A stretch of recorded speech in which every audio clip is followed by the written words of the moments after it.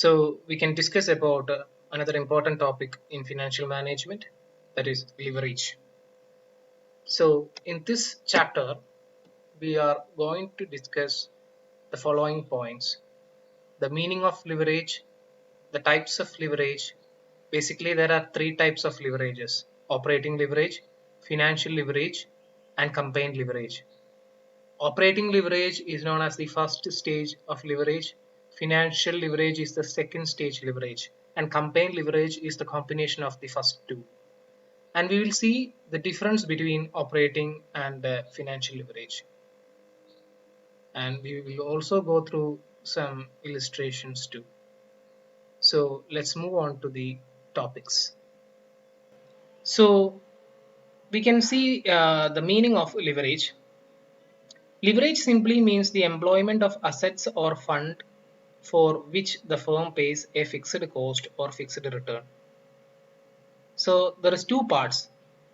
When can we say that a firm is leveraged, or when can we say that if in a firm there is the presence of leverage?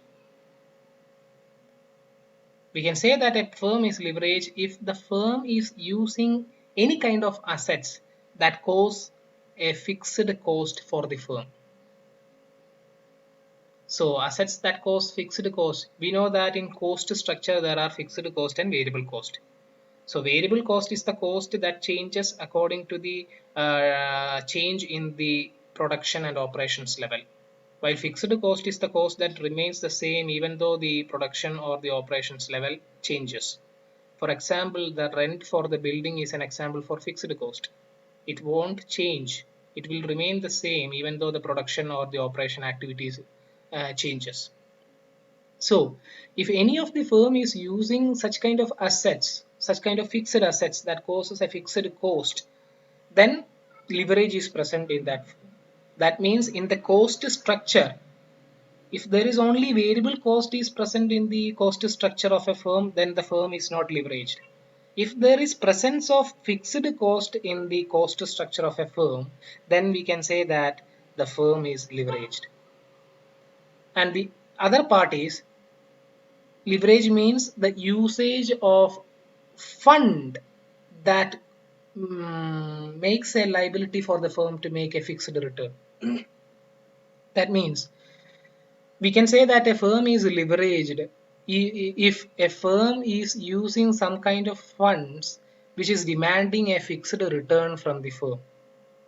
So the firm can raise funds from different sources like equity shares, preference shares, debentures, and bonds.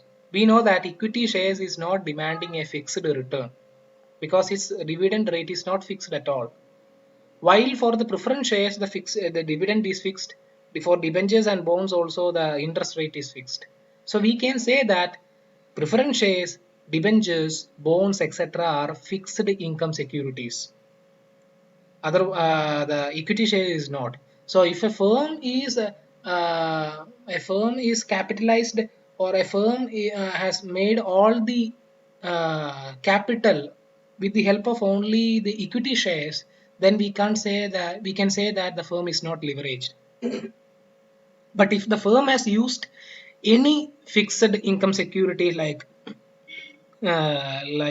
preference shares or debenture or bond, which demands a fixed return from the firm, then we can say that there is the presence of leverage and the firm is leveraged.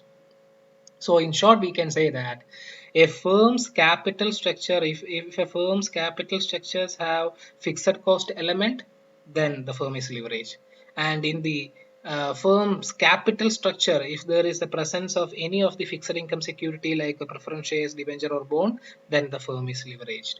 So that's the meaning of leverage. The concept that is used to study the effects of various mix of debt and equity on the shareholders' return and risk in the capital structure of a firm is called leverage. And this leverage concept is also used to study the effects of various debt equity mix in the shareholders' return and risk. So for that purpose also leverage is used. So I hope when we can say firm is, I hope all of you have a clear idea about how we can say that a firm is leveraged or not. In short, we can say If a firm's cost structure, if there is fixed cost element is there, then it is leveraged. In the case of if a firm's capital structure, if there is presence of any of the fixed income security, then the firm is leveraged.